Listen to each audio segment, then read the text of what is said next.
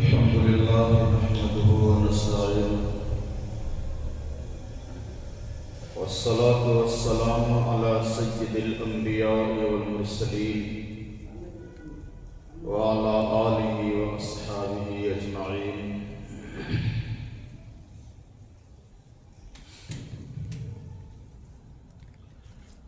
قال رسول الله صلى الله عليه وسلم: سأخبركم بأول أمري دعوة إبراهيم وبشارة عيسى ورؤيا أمي التي رأت حين وزعتني وقد خرج نور أضاء لها منه قصور الشام أو كما قال رسول الله صلى الله عليه وسلم.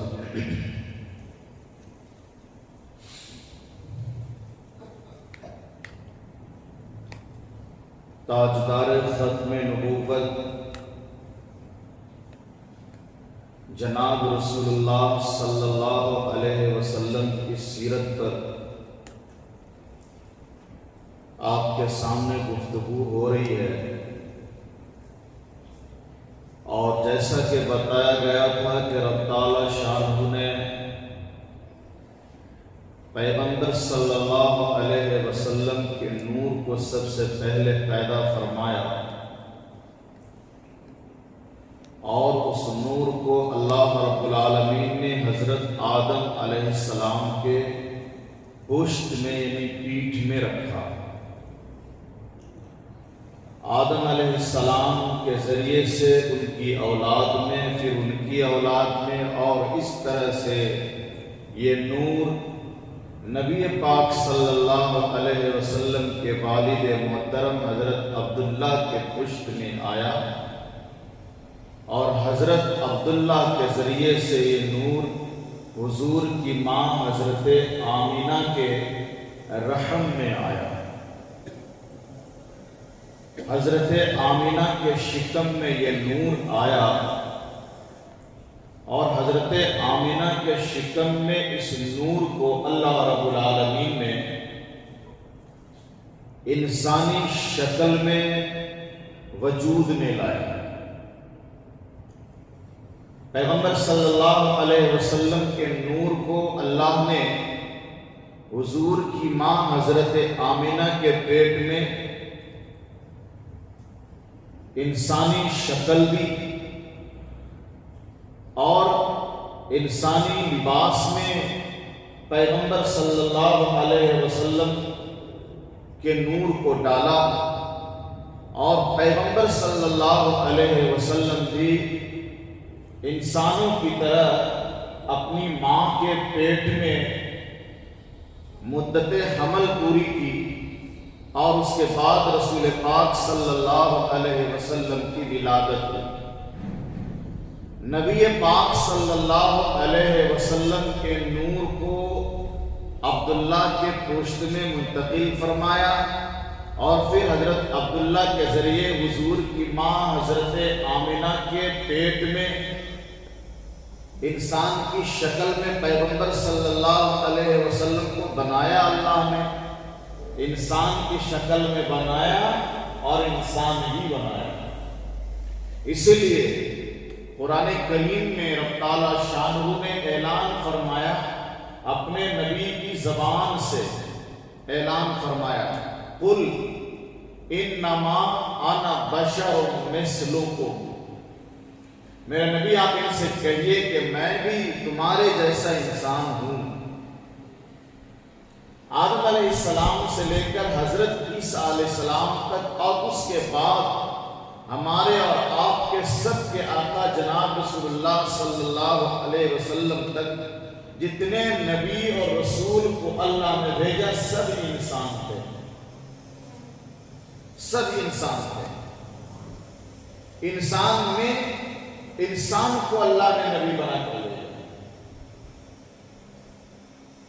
دوسری جگہ قرآن کریم میں اللہ نے اعلان فرمایا ہے کہ چونکہ پیغمبر کو، رسول کو، نبی کو اللہ انسان کی ہدایت کے لیے بھیجتا ہے، انسان کی رہنمائی کے لیے بھیجتا ہے۔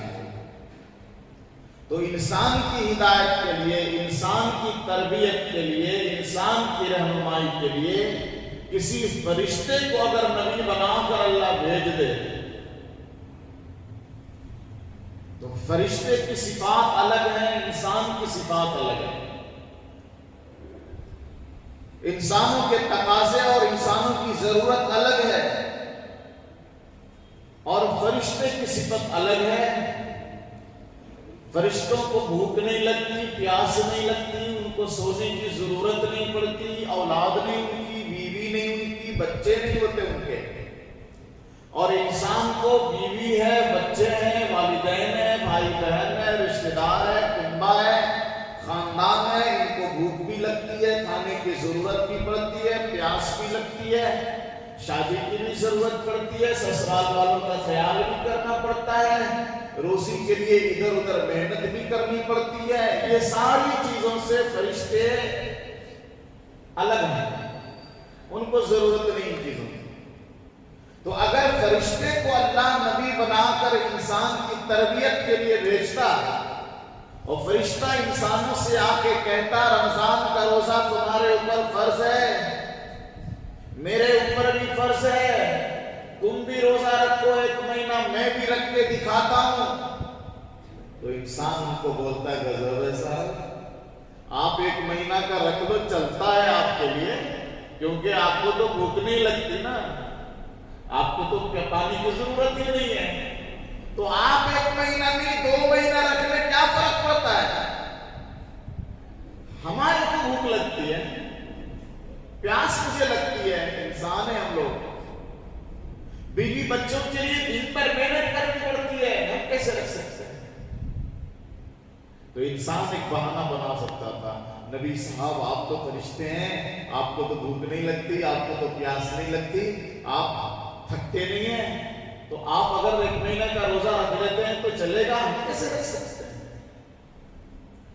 فرشتہ کہتا ہے انسان و اللہ کا حکم ہے 5 وقت کی نماز پڑھنی ہے، تو انسان کہتا ہے صاحب آپ تو فرشتے ہو، آپ پوری رات پورا دن نماز پڑھو، آپ کو تکلیف نہیں ہوتی، ہمیں تو 2 ٹائم میں پریشانی ہو جاتی ہے، ایک بہانہ کرتا ہے انسان۔ دنیاوی تمام معاملات میں، تمام ضرورتوں میں انسان بہانہ بناتا کہ فرشتے کی زندگی ہمارے جیسے تھوڑی ہے، اس لیے اللہ نے اپنے بندوں کو ان بہانوں سے بچانے کے لیے کہ تیرے بہانے نہیں چلتے، آدم علیہ السلام سے لے کر ہمارے نبی تک تمام نبیوں کو انسانوں میں بھیجا، انسان ہے سب۔ آدم علیہ السلام کی شادی ہوئی کہ نہیں ہوئی؟ ان کی اولاد ہوئی کہ نہیں ہوئی؟ ٹھیک ہے، نوح علیہ السلام کی اولاد تھے کہ نہیں؟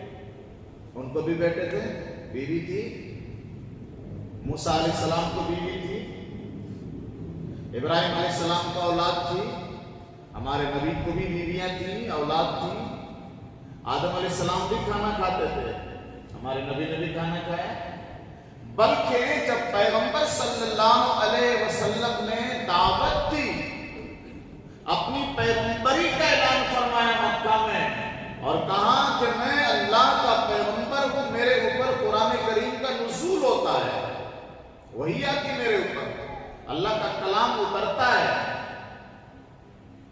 تو لوگوں نے، مکہ کے لوگوں نے اعتراض کیا کہ یہ کیسے ہو سکتا ہے، نبی آپ ہو، ایسا کیسے ہو سکتا ہے؟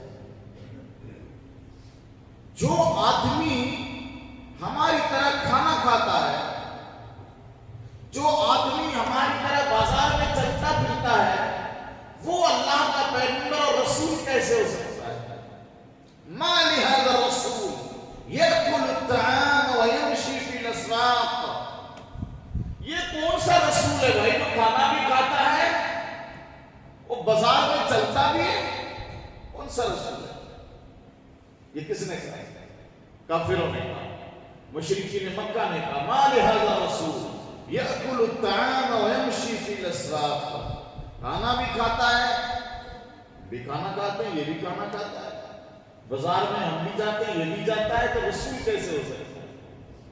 تو اللہ نے اعلان فرمایا اپنے نبی کی زبان سے، میرے نبی آپ کہیے، قل، آپ فرما دیجئے، انما انا بشر مثلکم، میں تمہارے جیسا انسان ہوں، بس بات یہ ہے کہ اللہ نے مجھے پیغمبری کے لیے چن لیا، میرے اوپر قرآن نازل ہوتا ہے، میرے اوپر وحی کا نزول ہوتا، میں پیغمبر ہوں۔ تو جتنے پیغمبر ہیں وہ کون ہیں؟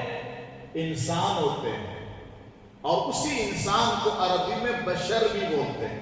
انسان کا لفظ بھی استعمال ہوا ہے قرآن میں، اور انسان کے لیے عربی میں بشر بھی آتا ہے۔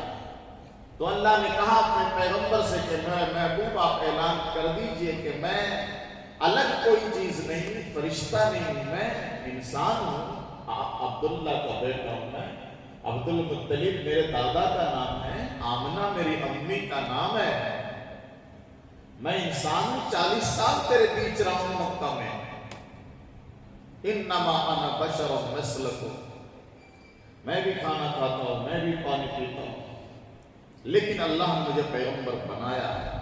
ثابت کیا اللہ نے کہ جو پیغمبر ہے وہ کھانا کھاتا ہے، جو پیغمبر ہے وہ بازار میں جاتا ہے، جو پیغمبر ہے وہ محنت کرتا ہے، جو پیغمبر ہے وہ روزی کے لیے کماتا ہے، جو پیغمبر ہے اپنی بیوی بچوں کی پرورش کرتا ہے۔ یہ کوئی بات نہیں ہے کہ جو پیغمبر ہوگا وہ کھانا نہیں کھائے گا، جو پیغمبر ہوگا پانی نہیں پیے گا، جو پیغمبر ہوگا کمائے گا نہیں۔ پیغمبر صلی اللہ علیہ وسلم نے غزوہ خندق میں پیٹ میں کپڑے باندھا اور صحابہ کرام کے ساتھ خندق کی کھدائی کی، 3 پتھر پیٹ میں باندھا، 3 پتھر، محنت کیا صحابہ کرام کے ساتھ۔ تو جو پیغمبر ہوتا ہے محنت نہیں کرتا ہے۔ لیکن یہاں ایک گتھی سلجھاؤں گا میں، جو سب سے بڑا ایک مسئلہ بنا ہوا، اور اسی کی وجہ سے مسلمان کے اندر ایک بہت بڑی کھائی ہوئی ہے، 2 گروپ میں بہت بڑا دراڑ آ گیا ہے، بہت فاصلہ ہوا ہے 2 گروپ میں، حقیقت کچھ نہیں۔ اور میں چیلنج کے ساتھ کہتا ہوں، آج یہ ریکارڈ بھی ہو رہا ہے، چیلنج کے ساتھ، جو غلط فہمی پیدا ہوئی ہے کچھ مولویوں کی دھواں دھار تقریروں کی وجہ سے، مائک توڑ کرسی توڑ تقریروں کی وجہ سے، واہوائی لوٹنے کے جوش میں جو تقریریں کی گئی، اپنے آپ کو بہت بڑا خطیب اور مقرر لوگوں میں سمجھانے کے لیے جو جوشیلی تقریریں کی گئی اور آج تک کی جا رہی ہے، ان کی وجہ سے امت میں بہت بڑا اختلاف ہوا، دیوبندی اور بریلوی کا۔ سب لوگ جانتے ہیں، اس سے نام لینے میں کوئی حرج کی بات نہیں ہے۔ تو ایک ریمر، ایک افواہ اڑائی گئی، یہ جو دیوبندی لوگ ہیں نا، دیوبندی لوگ، اور وہ آسان لفظ میں بول دیتے ہیں یہ تو جماعتی لوگ ہیں، تبلیغی لوگ، یہ نبی کو اپنے جیسا بشر کہتے ہیں، یہ نبی کو اپنے جیسا انسان کہتے ہیں۔ بات سمجھ رہے ہیں؟ تو جب یہ لوگ نبی کو اپنے جیسا انسان کہتے ہیں، اپنے جیسا بشر کہتے ہیں، تو یہ تو نبی کی توہین ہے نا بھائی۔ تو یہ لوگ نماز پڑھتے ہیں، ٹھیک ہے، روزہ رکھتے ہیں، ٹھیک ہے، نماز کی دعوت دیتے ہیں، ٹھیک ہے، لیکن شکار نہ ہو جانا، یہ لوگ نبی کی توہین کرنے والے، نبی کے گستاخ لوگ ہیں، اس لیے کہ یہ لوگ وہ ہیں جو نبی کو اپنے جیسا انسان کہتے ہیں۔ بہت ساری ویڈیو کلپس ہیں، بہت ساری تقریریں ہیں، میں نے اس سے پہلے بھی بہت سارے جلسوں میں بھی چیلنج کے طور پہ کہا ہے کہ علماء دیوبند کی ایک بھی کتاب کوئی بریلوی مولانا دکھا دے میرے کو جس میں دیوبند کے عالم نے لکھا ہو کہ نبی ہمارے جیسا انسان ہے، نبی ہمارے جیسا بشر ہے، دیوبند کے کسی ایک عالم نے لکھا ہو کتاب لا کے دکھا دو،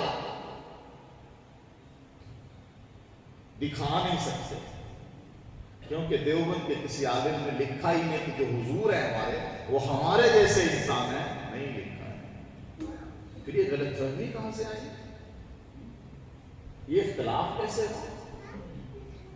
خود قرآن میں اللہ نے نبی کی زبان سے کہلوایا کہ نبی آپ کہہ دیجئے، قل آپ فرما دیجئے، انما انا بشر مثلکم، کہ میں تمہارے جیسا انسان ہوں۔ یہ نبی سے کہلوایا، کسی دیوبند کے مولوی نے نہیں لکھا، اور کسی دیوبند کے عالم نے اپنی کتاب میں یہ نہیں کہا کہ حضور ہمارے جیسے انسان ہیں۔ اب یہاں سمجھنے والے کی سمجھ کا فرق ہے، جو جیسا سمجھے گا اس کی دماغ میں وہی بات آئے گی۔ یہ پتھر ہے آپ کی دیوار میں لگا ہوا ہے کہ نہیں؟ کیا ہے یہ؟ پتھر ہے نا، پتھر ہی تو ہے نا۔ آپ روڈ چل کر آئے، آپ پہاڑوں پر گئے ہوں گے، وہاں بھی آپ کے پاؤں میں پتھر ٹکرائے ہوں گے، نہیں؟ تو کیا وہ پتھر یہی والا تھا؟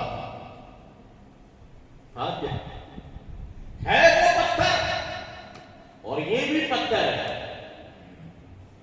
تو شاعر کہتا ہے انما محمد بشر لیس کالبشر۔ بہت پیارا شعر ہے، عربی کا شعر ہے، سمجھیے اس کو، کتنی پیاری بات انہوں نے کہی ہے، یہاں سب کچھ ختم ہو جائے گا۔ انما محمد بشر لیس کالبشر، بے شک محمد بشر ہے۔ بشر کے معنی انسان۔ شاعر کہتا ہے انما محمد بشر، بے شک محمد بشر ہیں، لیس کالبشر، لیکن وہ عام بشر کی طرح نہیں ہے، جنرل بشر نہیں ہے وہ، جیسے آپ ہو ہم ہیں، وہ عام بشر ہے۔ انما محمد بشر لیس کالبشر، بے شک محمد انسان ہے پر عام انسانوں کی طرح نہیں ہے۔ بل ہوا یاقوت والناس کالحجر، بلکہ وہ ایک یاقوت ہے، دوسرے لوگ پتھر کی طرح ہیں۔ والناس کالحجر، دوسرے تمام انسان پتھر ہیں، اور حضور یاقوت ہیں۔ پتھر یاقوت بھی ہے، اور پتھر روڈ میں پڑا ہوا وہ بھی پتھر ہے۔ تو شاہد کہتا ہے دوسرے تمام لوگ وہ والے پتھر ہیں، اور حضور یاقوت ہیں جو انتہائی قیمتی ہوتا ہے۔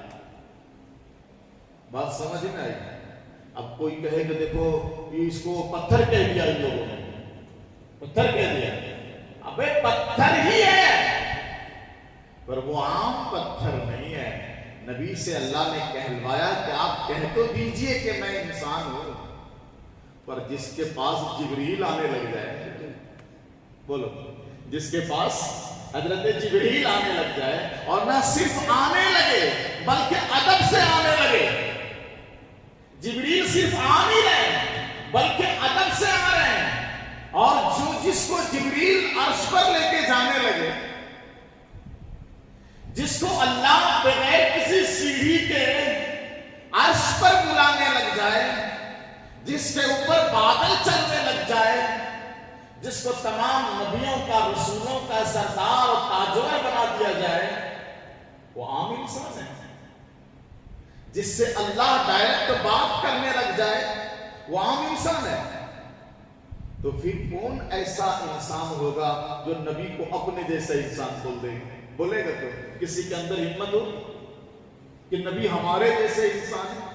تو ہمارے علماء نے تو ہمیں یہاں تک سکھایا ہے، اور تجربے کی بات ہے۔ میں آپ کے سامنے تقریر کر رہا ہوں، نعیم الدین قاسمی میرا نام ہے، دارالعلوم دیوبند سے فارغ ہوں، میں حافظ بھی ہوں، ٹھیک ہے، دارالعلوم دیوبند سے فارغ، ایشیا کی سب سے بڑی یونیورسٹی ہے، وہاں سے فارغ ہوں۔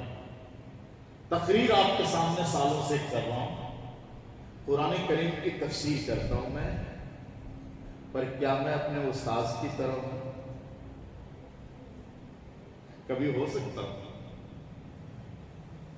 ہماری طرح ہمارے استاذ نہیں ہے، وہ ہم سے اعلیٰ ہے. ہماری طرح ہمارے بزرگ محدثین نہیں، وہ ہم سے بہت اعلیٰ ہے.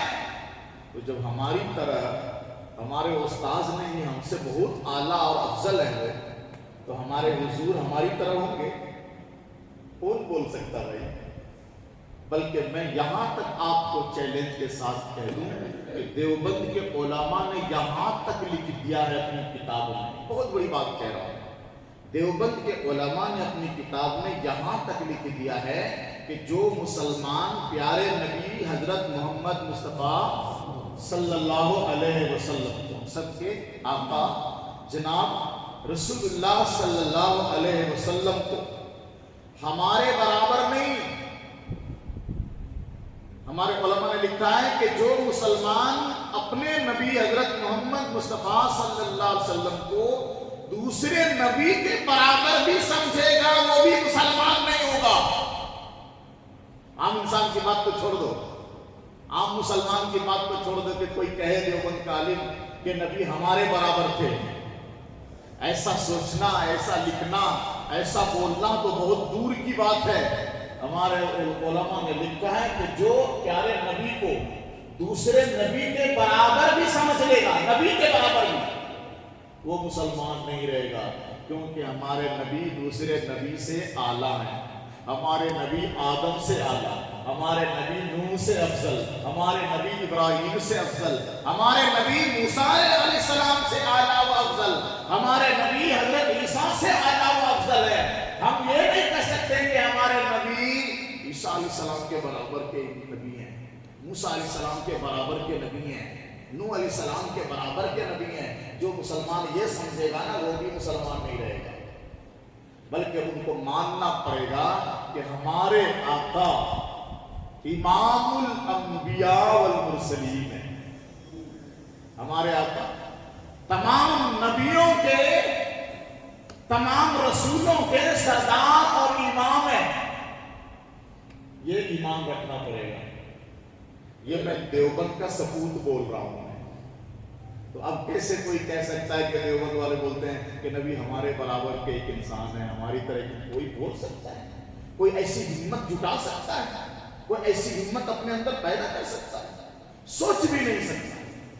لیکن اس عنوان پر، اس موضوع پر مسلمانوں کے بیچ تقریریں کی جاتی ہیں اور مسلمانوں کو آپس میں لڑایا جاتا ہے کہ یہ دیوبندی ہے، گستاخ رسول ہے، یہ نبی کی توہین کرتا ہے، یہ نبی کو اپنے جیسا انسان سمجھتا ہے. کون ایسا پاپی ہوگا؟ اور اگر ہم نہیں سمجھتے تو جو ہمارے اوپر یہ الزام رکھ رہا ہے، جو ایسی گندی بات اپنی زبان سے بول رہا ہے، یہ بات ان کی زبان کی سمجھی جائے گی اور یہ پاپ، یہ لعنت کی چیز ان کے اوپر جائے گی. کیونکہ یہ ہم نے کہا نہیں، ہمارے کسی علماء نے کہا نہیں، ہمارے کسی استاذوں نے، ہمارے کسی اکابر نے نہیں لکھا. اور مسئلہ بتا دیا کہ جو نبی کو کسی نبی کے برابر بھی سمجھ لے، وہ بھی مسلمان نہیں رہے گا. ہمارے نبی سارے نبیوں کے امام. معراج پر جب حضور تشریف لے جا رہے تھے تو بیت المقدس میں تمام نبیوں کو اللہ نے جمع کیا. جماعت سے نماز ہوئی. آدم بھی تھے، نوح بھی تھے، ابراہیم بھی تھے، یوسف بھی تھے، اسماعیل بھی تھے، موسیٰ علیہ السلام بھی تھے، زکریا بھی تھے، ادریس بھی تھے، شیس بھی تھے، لوط بھی تھے، سب تھے. امامت کس نے کرائی؟ نماز کس نے پڑھائی؟ ان نبیوں کو میرے رسول نے پڑھائی. تو امام الانبیاء والمرسلین، رسول ہمارے سارے نبیوں کے امام اور افضل ترین ہیں. تو یہ سمجھنا کہ جب قرآن میں اللہ نے اعلان کروایا کہ آپ کہہ دیجئے کہ میں تمہارے جیسا ایک انسان ہوں، اور ترجمہ کرنے والا اردو میں یہ ترجمہ کرے گا، قل انما انا بشر مثلکم، آپ کہہ دیجئے کہ میں تمہارے جیسا انسان ہوں، میرے پاس اللہ کی طرف سے وحی آتی ہے. لیکن یہ کہنے سے توہین نہیں آتی. انسان سب ہے، لیکن انسان کے رتبے الگ ہوتے ہیں. اچھا آپ بھی انسان ہیں کہ نہیں ہیں؟ لیکن میں مسئلے کو کبھی آسان لہجے میں سمجھانے کی کوشش، آپ بھی ہیں کہ نہیں ہیں؟ تو آؤ بیان کرو. انسان آپ بھی ہیں نا. تو سن کیوں رہے؟ بیان کروا کے کرو گے، سب کرتے ہیں بیان، سبھی لوگ کرتے ہیں، نماز سب پڑھا لیتے ہیں ادھر آ کے، ہے تو انسان نا، دو آنکھ آپ کو بھی، دو آنکھ میرے کو بھی ہے، ناک آپ کے پاس بھی ہے، ناک میرے کو بھی ہے، دو ہاتھ مجھے بھی ہے، دو ہاتھ آپ کو بھی ہے، 20 انگلیاں آپ کے پاس بھی ہے، 20 انگلیاں ہمارا، سر ایک ہی ہے میرا، آپ کا بھی ایک ہی سر ہے، میرا ٹھیک نہیں ہے، 2 پاؤں آپ کے بھی، 2 پاؤں میرے بھی ہے، بول آپ بھی سکتے ہو، بول ہم بھی سکتے ہیں، لیکن بیان سب کرتے ہیں۔ جس کو اللہ بیان کا ملکہ دیتا ہے، جو بیان کی محنت کرتا ہے، جس کے سینے میں علوم جمع ہوتے ہیں، وہ بیان کرتا ہے۔ پر انسان سب ہے نا، یہ الگ انسان ہے، وہ الگ انسان ہے، کمالات الگ ہیں، صفات الگ ہیں، نبی بھی انسان ہے، دوسرے تمام دنیا کے انسان بھی انسان ہے، پر نبی خود اپنی زبان سے کہتے ہیں انا سید ولد آدم، میں انسان تو ہوں، اولاد آدم کا سردار ہوں میں، تمام اولاد آدم کا سردار ہوں میں، تو جو سردار ہو گئے ان کی تو بات ہی الگ ہو گئی نا، وہ عام انسان کیسے ہو جائیں گے؟ سرکار دو عالم صلی اللہ علیہ وسلم کی سیرت کا ایک تھوڑا سا پہلو نکلا تھا، اس پر ذرا تفصیلی بحث ہم نے کر دی تاکہ غلط فہمی دور ہو جائے۔ تو میں نے کہا کہ اللہ نے پیغمبر کے نور کو عبداللہ کے پشت میں منتقل کیا اللہ نے، اور عبداللہ کے پیٹھ سے حضور کی ماں حضرت آمنہ کے شکم میں اللہ نے منتقل کر دیا، اور اس نور کو اللہ نے انسانی جسم عطا کیا۔ مدت حمل تک حضور ماں کے پیٹ میں رہے۔ حضرت آمنہ خود فرماتی ہیں کہ جب میں حمل سے ہوئی تو عام طور پر جو پہلے حمل میں عورتوں کو تھکان، تکلیف و پریشانی ہوتی ہے، حضرت آمنہ کہتی ہیں کہ میرا لال میرے پیٹ میں، میرے حمل میں جب آیا، میں نے کبھی بھی تھکان محسوس نہیں، کوئی تکلیف محسوس نہیں ہوئی، مجھے کوئی تکلیف محسوس نہیں ہوئی۔ یہ حضور صلی اللہ علیہ وسلم کی برکت۔ ایک عجیب چیز میں آج بتا رہا ہوں کہ پیغمبر صلی اللہ علیہ وسلم کو اللہ آخری نبی بنا کر بھیج رہا ہے۔ اب ہمارے نبی کے بعد کوئی نبی آنے والے نہیں ہے، یہ آخری نبی ہے جو حضرت آمنہ کے حمل میں ہے، حضرت آمنہ کے پیٹ میں ہے۔ اللہ آخری پیغمبر بنا کر اس دنیا میں مبعوث فرما رہا ہے کہ اس لیے دنیا کے اور خصوصاً مکہ المکرمہ کے اور عرب کے لوگ جس شرک، بت پرستی اور دنیاوی زور اور قوت کے علمبردار بنے ہوئے تھے، ان جھوٹی طاقت، جھوٹی قوتوں کو توڑ کر ایک اللہ کی وحدانیت کا جھنڈا گاڑنے کے لیے اللہ پیارے پیغمبر کو آخری نبی بنا کر بھیج رہا ہے۔ کعبے جیسے مقدس گھر میں جو مٹی، پتھر اور لکڑی کے بتوں کی عبادت ہو رہی تھی، اس مقدس گھر کو بت پرستی سے پاک کرنے کے لیے اللہ حضرت محمد مصطفیٰ صلی اللہ علیہ وسلم کو آخری نبی بنا کر بھیج رہا ہے۔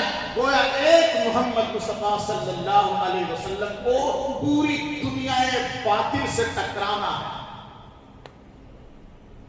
اتنی بڑی ہستی کا وجود ہو رہا ہے، اور سیرت نگار میں لکھا ہے کہ پیغمبر صلی اللہ علیہ وسلم کی ولادت سے، حضور کے پیدا ہونے سے 6 مہینہ پہلے، اور بعض روایت میں ہے کہ 2 مہینہ یا 4 مہینہ پہلے، یعنی حضور اب دنیا میں تشریف لانے والے ہیں، اور 6 مہینہ پہلے ہی حضور کے والد محترم حضرت عبداللہ کا انتقال مدینے میں ہو جاتا ہے۔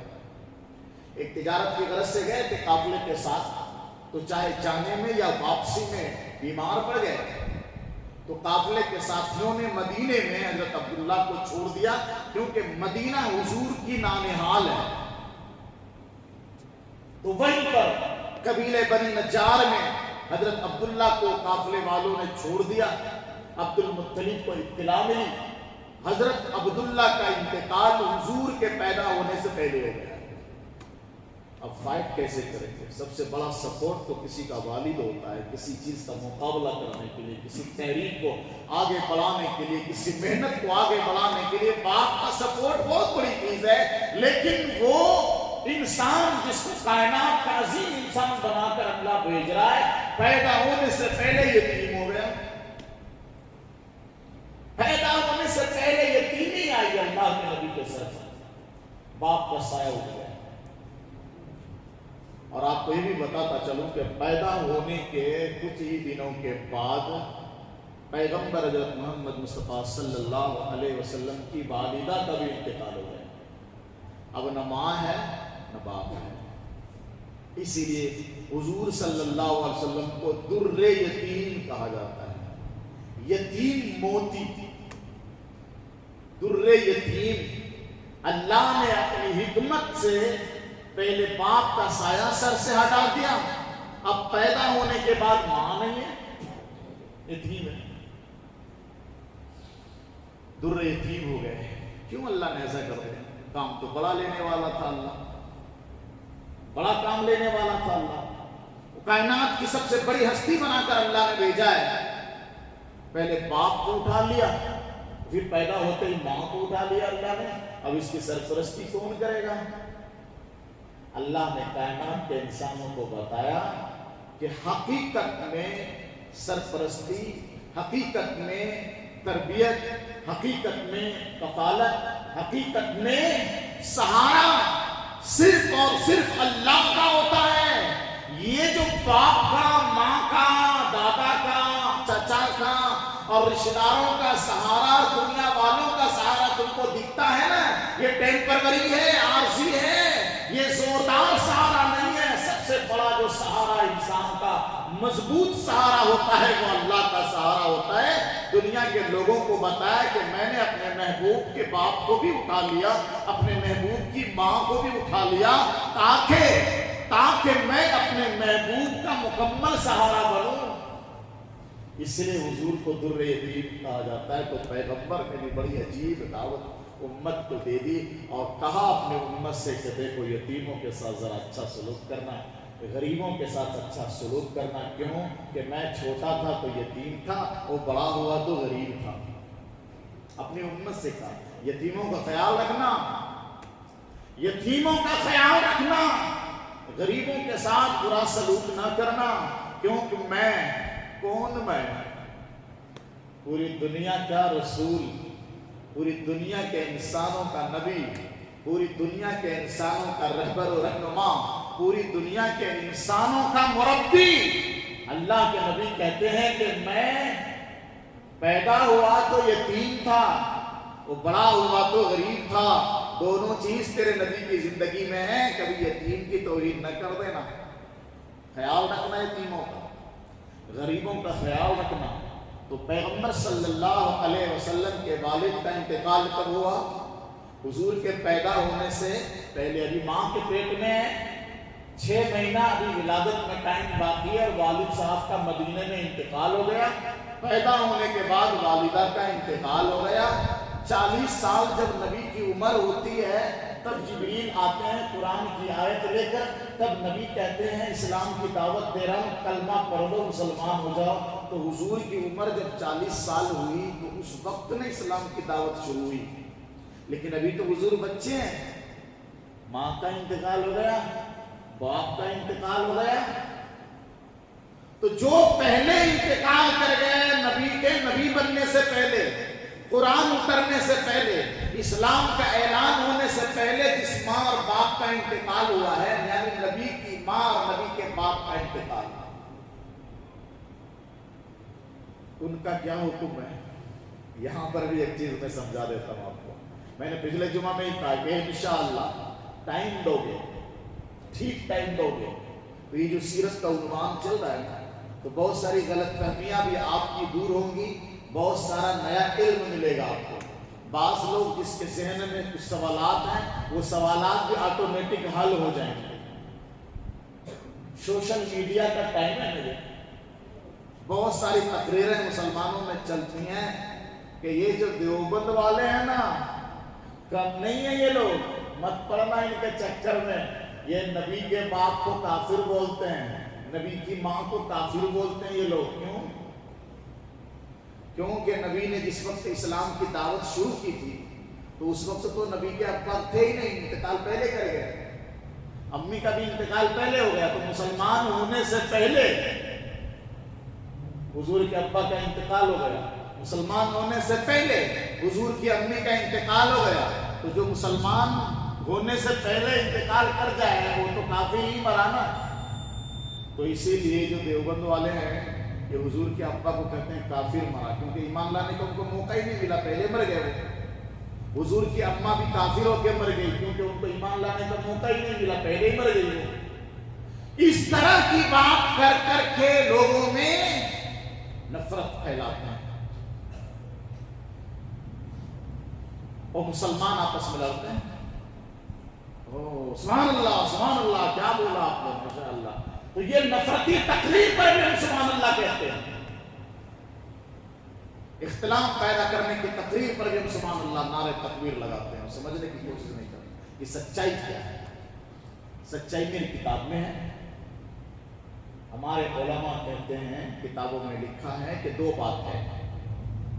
روایت ایک یہ ہے کہ حضور کے سامنے اللہ نے حضور کے والدین کو زندہ کیا، حضور نے ان کو کلمے کی دعوت دی اور حضور کے ماں باپ نے کلمہ پڑھ لیا. بات سمجھ میں آئی؟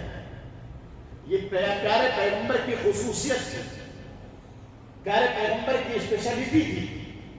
اللہ سے دعا کی نبی نے، پیغمبر کی دعا کو اللہ نے قبول کر کے پیغمبر کے والدین کو دوبارہ زندہ کیا. اور یہ اللہ کی قدرت سے باہر کی چیز نہیں ہے، اللہ کی طاقت ہے، اللہ کی قدرت کے اندر کی چیز ہے. تو والدین نے کلمہ پڑھا، مسلمان ہو گئے، تو اب کافر ہونے کا تو سوال ہی نہیں ہوتا ہے. بات سمجھ میں آئی؟ دوسری بات یہ ہے کہ ہمارے علماء نے ایک بات لکھی ہے کہ روایت اگر وہ ضعیف بھی ہے، کمزور بھی ہے، تو اتنی بات بتا، جب تم مرے گا نا تو قبر میں بھی تیرے سے نبی کے باپ کے بارے میں نہیں پوچھا جائے گا کہ تو نبی کے باپ کے بارے میں کیا کہتا تھا، وہ مسلمان تھے کہ کافر تھے، نہیں پوچھا جائے گا. تو اس سے صرف یہ پوچھا جائے گا کہ تو نبی پر ایمان لاتا تھا کہ نہیں لاتا تھا. بس سمجھ میں؟ تو اس مسئلے میں خاموش رہا کرو، اس مسئلے میں پڑھنا نہیں. کون حضور کے ابا کو مسلمان کہتا ہے، کون کافر کہتا ہے، خاموش رہنا. وہ اللہ کے اوپر چھوڑ دو. نبی کا باپ ہے، نبی کا اللہ سمجھے گا. نبی کی ماں کا مسئلہ ہے، نبی کا اللہ سمجھے گا. جو اللہ جس اللہ نے نبی کو محبوب کبریا بنایا ہوا ہے، جس نبی کو اللہ نے تمام رسولوں کا سردار بنایا ہوا ہے، جس نبی کو اللہ نے تمام کائنات کی تخلیق کا مقصد بنایا ہے، اس نبی کے لیے اللہ کیا کرے گا؟ اس کی ماں کے لیے، اس کے باپ کے لیے تم کیا بیٹھ کے فیصلہ کرنے لگ گئے؟ تم خاموش ہو، تم اس بارے میں کچھ نہ بولا. اب بات سمجھ میں آ گئی نا؟ کسی نے نہیں لکھا کہ حضور کے ابا کافر تھے وہ جہنم میں ہوں گے، حضور کی ماں کافر تھی مسلمان نہیں ہوئی تھی وہ جہنم میں ہوں گے. کسی نے نہیں. اس لیے ان چیزوں میں نہیں پڑھنا چاہیے. بہرحال پیغمبر صلی اللہ علیہ وسلم پیدا ہوئے تو حضور صلی اللہ علیہ وسلم سے ایک صحابی نے پوچھا کہ آپ اپنے بارے میں کچھ بتائیے.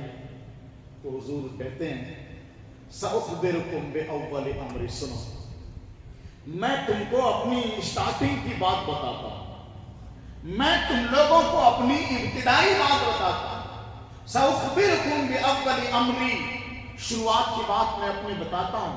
اب وہ شروعات کی بات کیا کہہ رہے ہیں نبی کہتے ہیں انا دعوت ابراہیم، میں ابراہیم علیہ السلام کی دعا ہوں. کون ہوں میں؟ ابراہیم علیہ السلام کی دعا ہوں میں.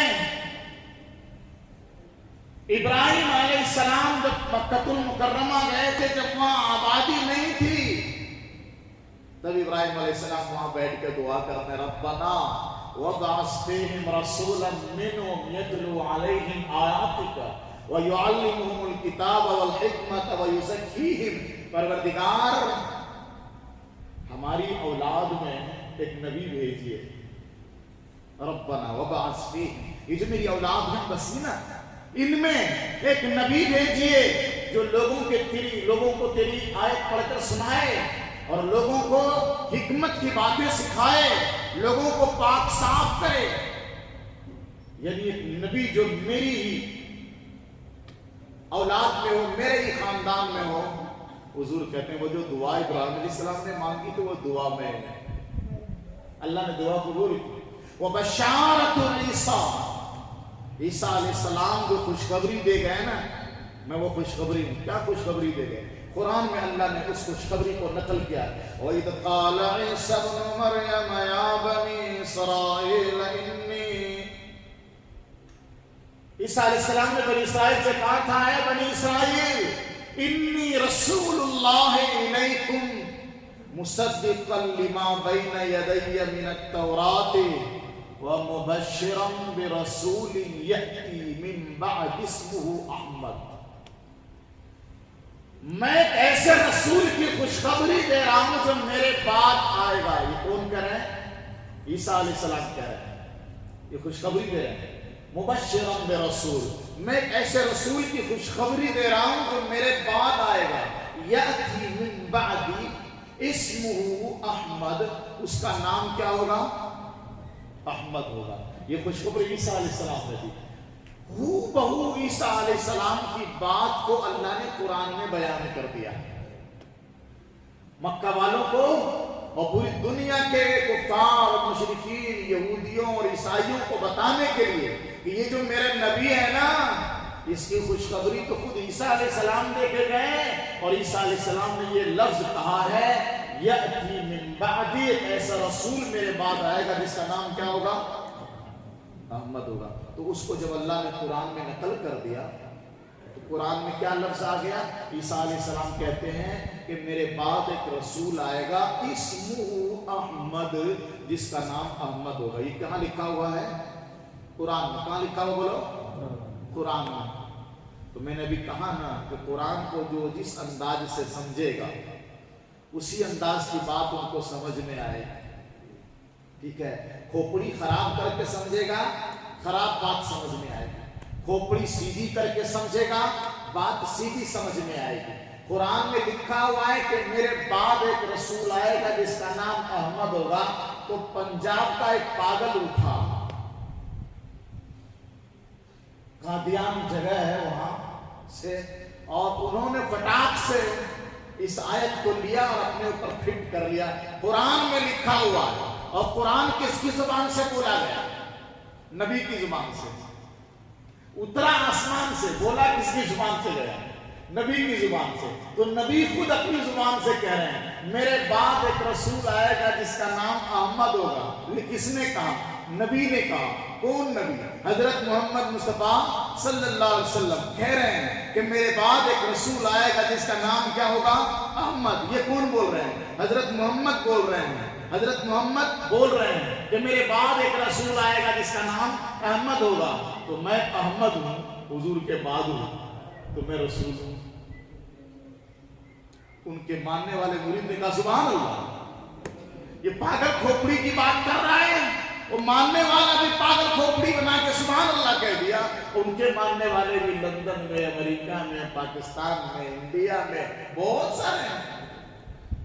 देखो कैसा उल्टा समझ करके लोगों को उल्टा समझाया। ये बात मेरे नबी की नहीं, ये बात ईसा अलैहिस्सलाम की है। लेकिन उन्होंने क्या कहा? मोहम्मद कह रहे हैं कि मेरे बाद एक रसूल आएगा जिसका नाम अहमद होगा। तो जब रसूल के बाद कोई अहमद नाम का रसूल आने वाला है तो मैं अहमद हूं। तो यहाँ पर बस अब 1 मिनट में एक लतीफ़ा पेश कर दूं। हमारे बहुत बड़े मशहूर मुक़र्रिर थे हजरत मौलाना शाह अताउल्लाह बुखारी रहमतुल्लाह अलैह, समझ गए कि नहीं? तो गुलाम अहमद कादियानी से सवाल कर लिया गया उनकी तरफ से कि कुरान में तो अहमद का लफ्ज है ना, ठीक है, तुम्हारे बारे में ही है, तो तुम्हारा पूरा नाम तो गुलाम अहमद है। कुरान में तो गुलाम अहमद लिखा हुआ है नहीं, तेरा नाम तो अहमद होना चाहिए ना, गुलाम अहमद है, वहां सिर्फ अहमद लिखा हुआ है। तो फंस गया कादियानी, फंस गया। क्या करूं? पूरा नाम गुलाम अहमद है और वहां सिर्फ अहमद लिखा हुआ है। तो इसने जवाब दिया, कहा اصل میں میرا نام صرف احمد ہے، غلام ایسے ہی لگا ہوا ہے، تو اوریجنل نام میرا صرف احمد ہے۔ تو مولانا عطا اللہ صاحب بخاری کو غصہ ہے کہ دیکھو سن، میرا جو عطا اللہ نام ہے نا، وہ عطا ایسے ہی لگا ہوا ہے، اصل نام میرا اللہ ہے، اور میں تم جیسے نالائق لوگوں کو نبوت نہیں دیتا۔ نبوت کون دیتا؟ اللہ دیتا ہے۔ میرا عطا اللہ نام میں عطا ایسے ہی لگا ہوا ہے، اصل نام اللہ ہے، تیرے جیسے نالائق کو میں نبی نہیں بناتا۔ سے تو اس طرح سے لوگ غلط سمجھتے ہیں قرآن کو، تو ہمارے اوپر یہ بھی ذمہ داری ہے کہ ہم قرآن کو صحیح سمجھنے کے لیے کوشش کریں۔ اللہ ہم سب کو عمل